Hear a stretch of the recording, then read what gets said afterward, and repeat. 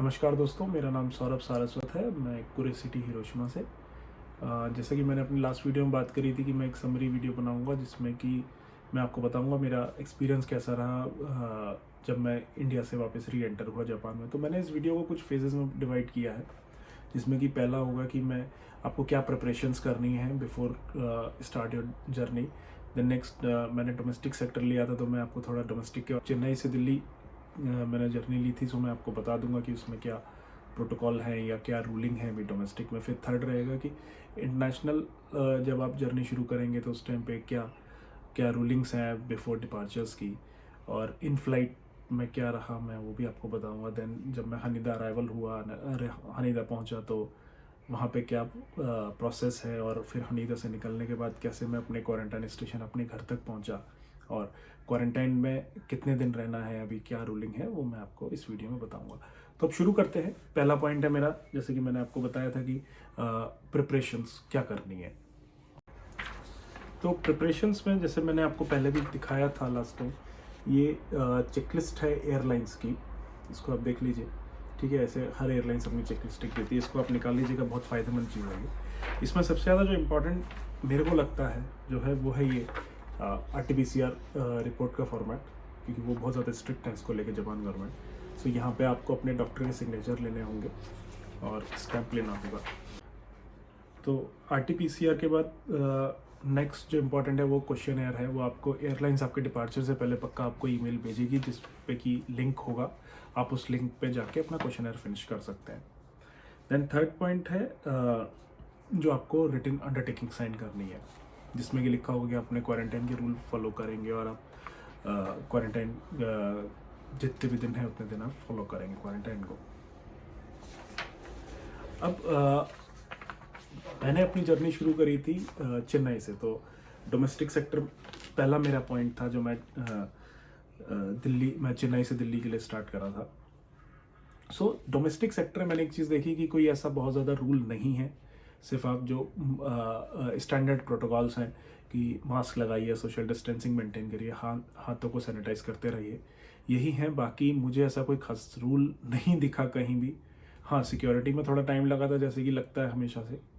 बाकी in flight में भी डोमेस्टिक में मुझे कुछ ऐसी कहीं भी मतलब कोई ऐसा स्पेशल नहीं दिखा कि कोई आपसे पूछ रहा है कि आप वैक्सीनेटेड हो कि नहीं हो, या कोई आपको रेंडमली चेक कर रहा है, कुछ हो रहा है, ऐसा कुछ भी नहीं था।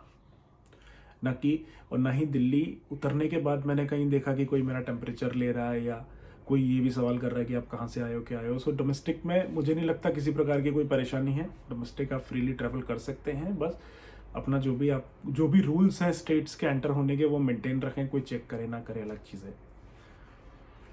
तो इसके बाद फिर अब शुरू करते हैं इंटरनेशनल प्री बोर्डिंग, जब प्री डिपार्चर्स की बात है। सो जैसे ही आप अंदर घुसेंगे दिल्ली एयरपोर्ट में वापस, सबसे पहले जब आप काउंटर्स की तरफ जाएंगे चेक इन के लिए, तो सबसे पहले जो एयरलाइंस स्टाफ है वो आपसे आपका RT-PCR रिपोर्ट मांगेगा, ये फॉर्मेट वाला जो मैंने आपको दिखाया था। वो क्या कर रहे हैं, इस फॉर्मेट को चेक कर रहे हैं, वहीं की वहीं इसकी फ़ोटो लेके अपने पास सेव भी कर रहे हैं कि किस बंदे की RT-PCR रिपोर्ट आ गई। जिसकी नहीं आई है उसको बोर्ड नहीं करने दिया जाना है। अगर उनके पास कोई ऐसा एम्बेसी से लिखा हुआ लेटर या कुछ ऐसा क्या कहते हैं स्पेशल एग्जम्पशंस नहीं है, तो बोर्ड नहीं करने देंगे। ये पहला है।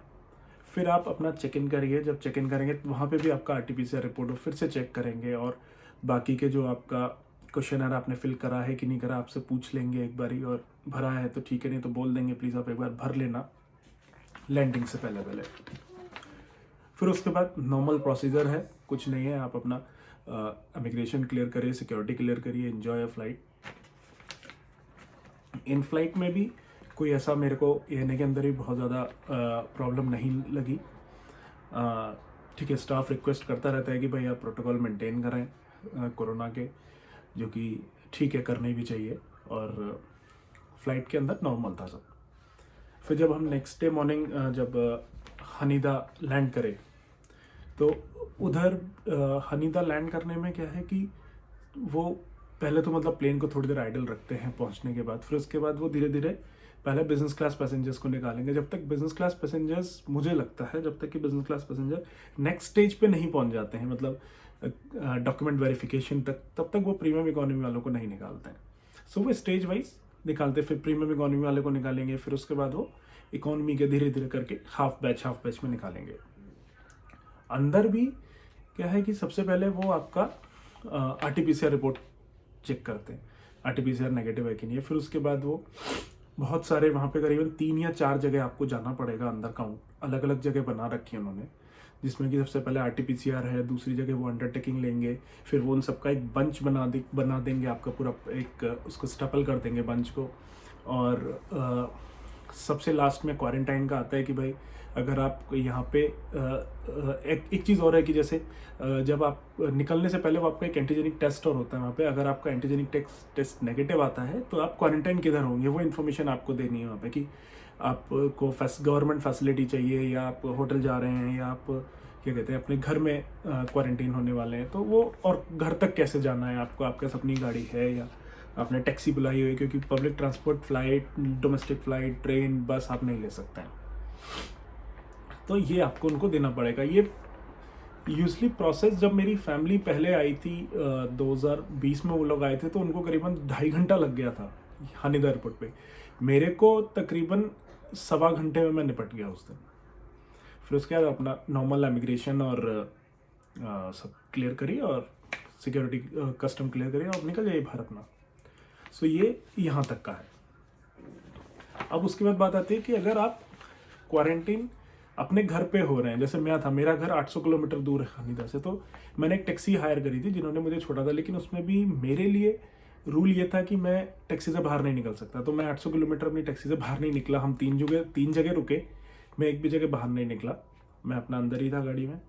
फिर मैं अपना घर आया, घर में भी सेपरेट रूम में मैं खुद को क्वारंटाइन कर रहा हूँ। अभी गवर्नमेंट क्या है कि रेगुलर क्वारंटीन के रूल चेंज करती जा रही है। अभी तक 14 डेज क्वारंटीन था और लास्ट फ्राइडे से आई थिंक 14th ऑनवर्ड उन्होंने उसको 10 डेज कर दिया है घटा के। लेकिन करंट सिचुएशन में इंडिया के कई स्टेट्स ऐसे हैं जिनको 3 या 6 दिन इंस्टीट्यूशनल क्वारंटाइन हो रहा है, और बाकी के जो भी दिन बचेंगे उस 10 डेज क्वारंटीन के, वो आप अपने घर पे या जहाँ चाहे वहाँ हो सकते हैं। और मैं यही कहूँगा कि आप लोग अगर आप लोग इस टाइम में जर्नी कर रहे हैं, री एंटर हो रहे हैं वापस जापान के अंदर, तो प्लीज़ अपने कंट्री में जहाँ पे भी आप हैं, इंडिया में हैं या अमेरिका में, जहाँ पे भी आप हैं, अपने कंट्री में जहाँ पे भी जापान एम्बेसी है, वहाँ पे बात करके exact quarantine information, re entry procedures please पता कर लें, क्योंकि ये डेली चेंज हो रहे हैं और इनके चेंजेस वेबसाइट पे आने पे 1-2 दिन एक्स्ट्रा लग जाते हैं। और रेगुलरली वेबसाइट ज़रूर चेक करते रहें। एयरलाइन से बात कर रहे हैं, वैसे अगर एयरलाइंस हैं तो एयरलाइंस भी काफ़ी हद तक प्रायर इन्फॉर्मेशन देती हैं कि भाई ये चेंजेस हो रहे हैं, आप इस हिसाब से प्रिपेयर रहें। बाकी एक बार और जब क्वारंटीन ख़त्म हो जाएगा तब भी मुझे RT-PCR के लिए जाना है मेरा ऑफिस ज्वाइन करने से पहले। सो वो मोस्ट प्रॉब्ली मैं नेक्स्ट वीक के एंड में जाऊँगा जब एक बार ख़त्म हो जाएगा क्वारंटाइन। सो अगर इसमें आपका कोई और क्वेश्चन हो, एंटर होने में कोई आपको अगर डाउट हो कि कैसे एंटर होंगे, क्या होगा, तो प्लीज़ आप मुझे नीचे कमेंट में लिख सकते हैं, आप मुझे ईमेल कर सकते हैं और मैं आपके क्वेश्चंस का जवाब देने की पूरी कोशिश करूँगा। Thank you very much for your time. Please do subscribe, like my channel.